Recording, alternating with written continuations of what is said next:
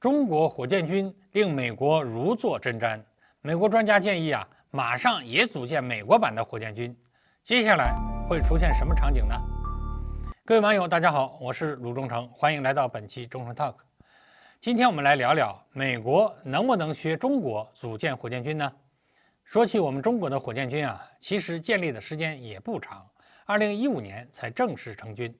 但其前身二炮部队早在1966年就成立了。所以，中国的二炮部队在建立之初就是一支独立军种，它既没有因为导弹在天上飞就属于空军，也没有因为发射车在地上跑就属于陆军，而是归军委直接领导。可见我国对这个新军种的重视。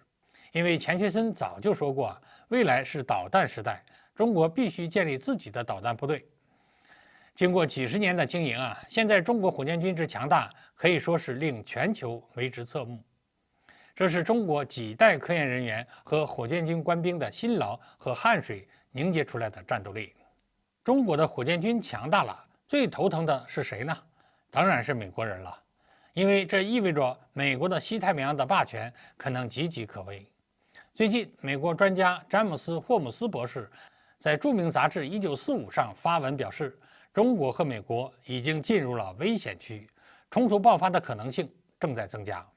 而想要击败中国军队光靠现在的美军是无法做到的。他建议美国应该效仿中国，也建立自己的火箭军，并且将导弹部队集中布置到第一和第二岛链，这样才能实现对中国军队的封锁。说实话，他这个如意算盘打的是不错，因为美国现在确实缺乏远程对地武器，在该领域落后中国，直接导致了美军现在的战略劣势。那为什么强大的美国军队一直没有一支专业的火箭军呢？其根本原因就在于美国非常严重的军种竞争问题。美国的军种竞争问题由来已久，在二战结束后的冷战时期达到了高峰。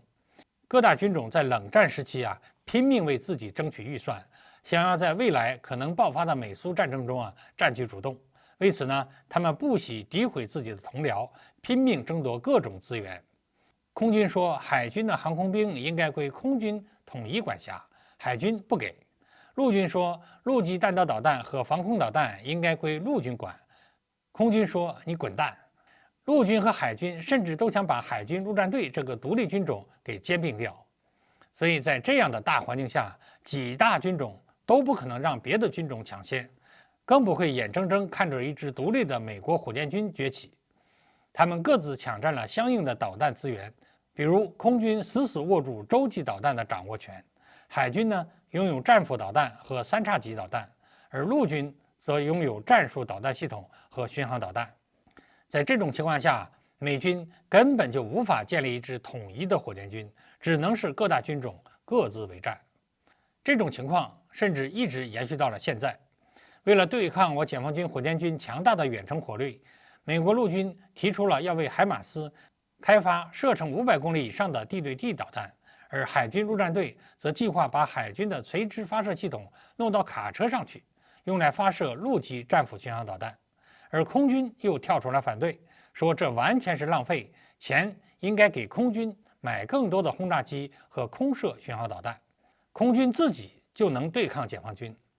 美国空军当然是在吹牛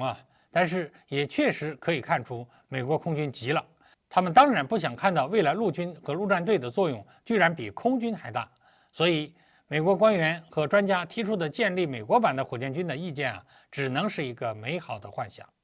美国的各大军种都不会同意这个想法，因为他们心里都有一个唯我独尊和单打独斗的想法，就我自己行，用不着别的军种帮忙。好，各位网友，今天的话题我们就聊到这儿，欢迎大家留言讨论，我们下期再见。